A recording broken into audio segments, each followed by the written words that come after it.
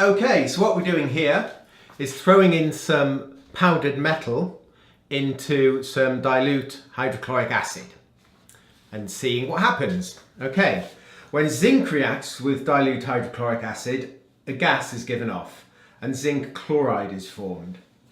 Which gas is given off? Okay, whenever you throw a metal into hydrochloric acid or into an acid, it's always hydrogen gas given off. Okay, so you'll have bubbles of HCl gas.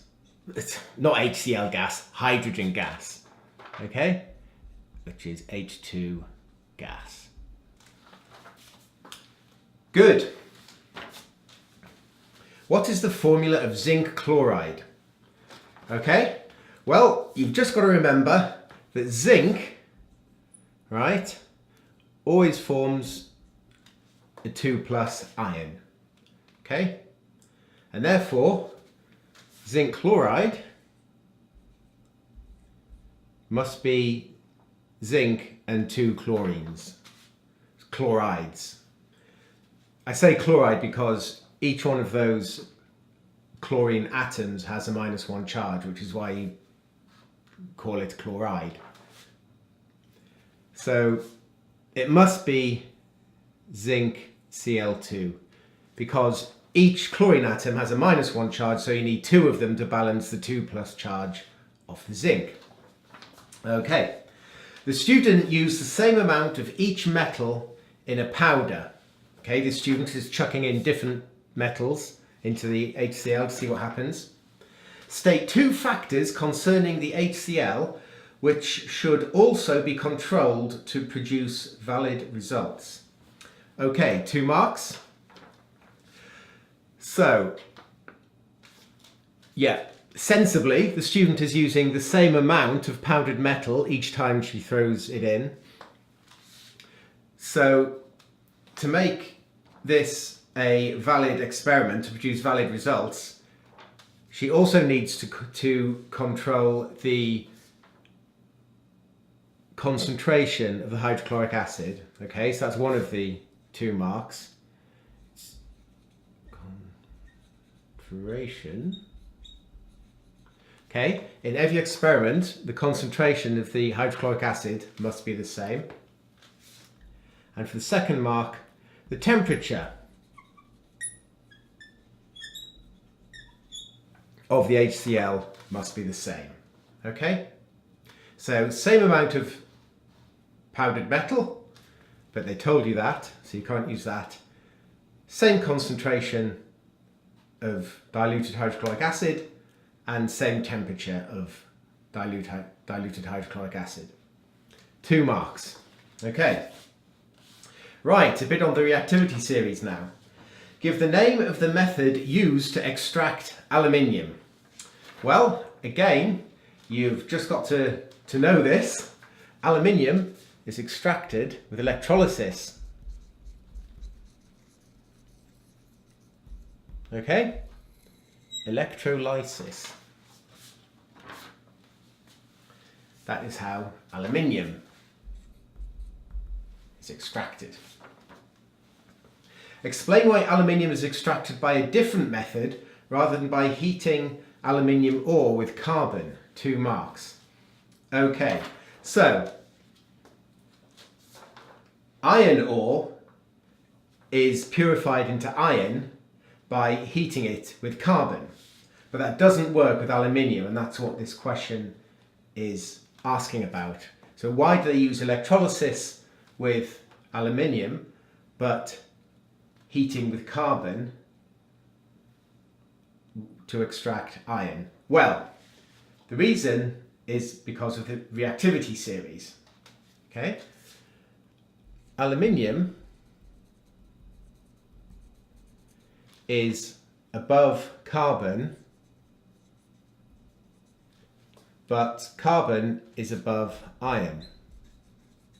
Okay, that's increasing reactivity.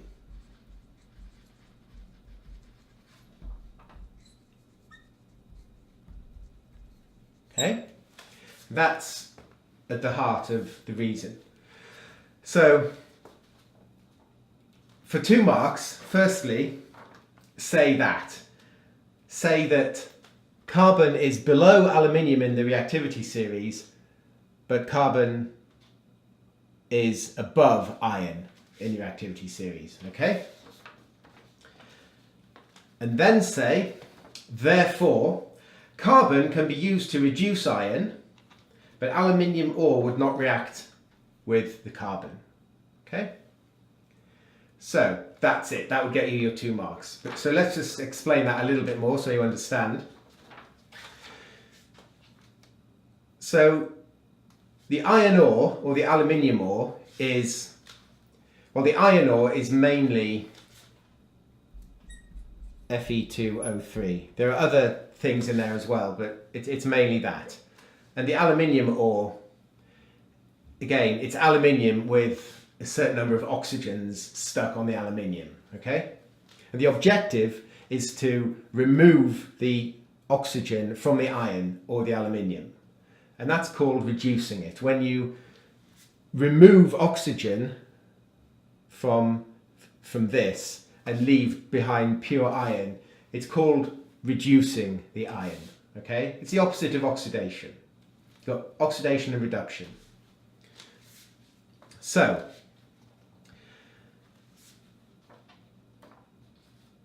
if you mix this with carbon, okay, because carbon is higher than iron, there's carbon, it's higher than iron in the reactivity series, that means the oxygen will abandon the iron and it will go onto the carbon.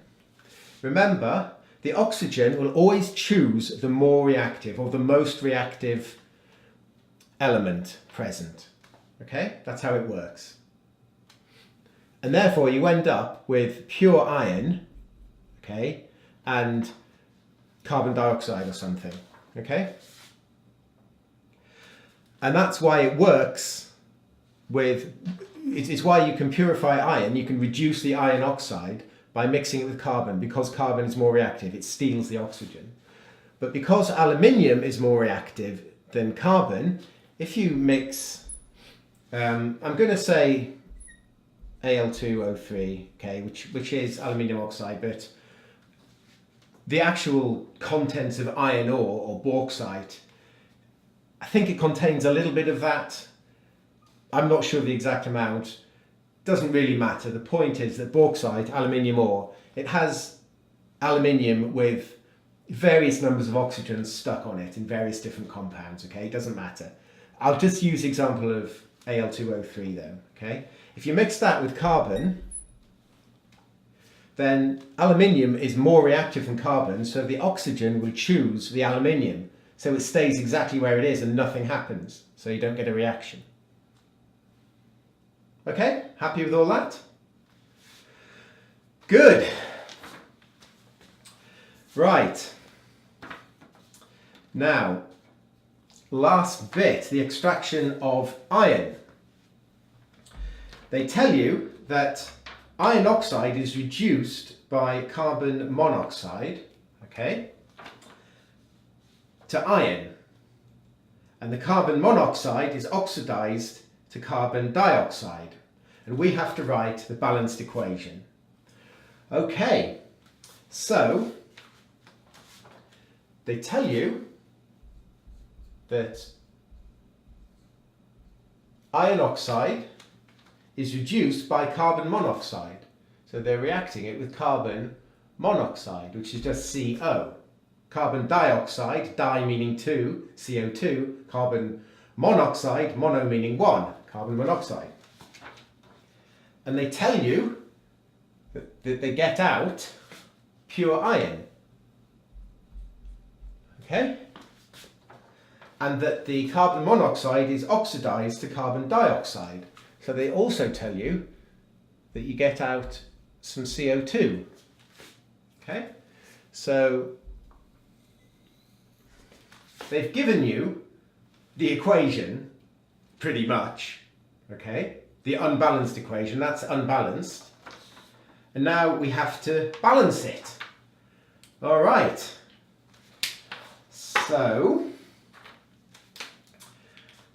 To balance equations, just practice, okay?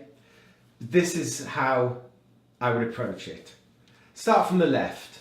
We've got Fe2, so 2 ions. How many have we got on the right?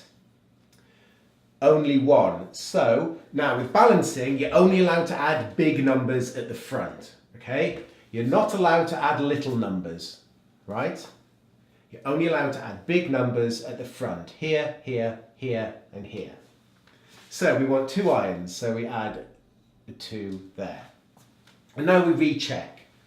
Okay, go back to the start. 2 ions there, 2 ions there. Okay, the ions are balanced. Now you move on to the next one. 3 oxygens there, 1 there, so total 4 on the left, and we have currently 2 on the right. So we want 4. So if you put a 2 there, the oxygens are now balanced. Now we recheck. 2 ions on the left, 2 on the right. Great. 4 oxygens on the left, 2 times 2, 4 oxygens on the right. Great, just the carbons.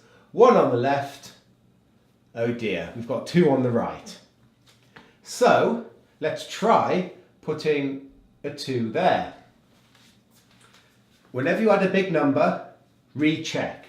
So ions, 2 there, balanced. Oxygens, 3 plus 2 times there, so 5 on the left, but 2 times O2, so 4 oxygens on the right. Not balanced. Okay, so where are we going to go from here? Well, we notice that the only carbons on the left are here, and the only carbons on the right are here. So, in order to get the carbons to balance, these two numbers must be the same, okay? Because whatever that number is, it determines the number of carbons, and the same with that number there. Okay, now we're going to have to change these numbers because the oxygens are not balancing. So if we increase this number, we'll get more carbons on both sides, but like I said, we have to keep them the same, so that's fine. But we'll get more oxygens here, but we'll get even more oxygens here because it's multiplied by 2 there. So let's try increasing that number there. Let's increase it to 3 and see what happens. Okay. Right. Recheck. 2 ions on the left, 2 on the right. Ions are good. Oxygens. 3 there plus 3 times O there, so a total of 6 on the left and 3 times 2 there, so 6 on the right. Good, oxygens are balanced. Carbons. 3 carbons there, 3 carbons there. Excellent, we've done it. Okay? Now that balancing was non-trivial, okay? Pretty challenging. But like I say, with balancing, approach it like that and practice, okay? The more questions you do, it becomes much easier with practice. So there we go. That is the balanced equation. And that is the question. Done.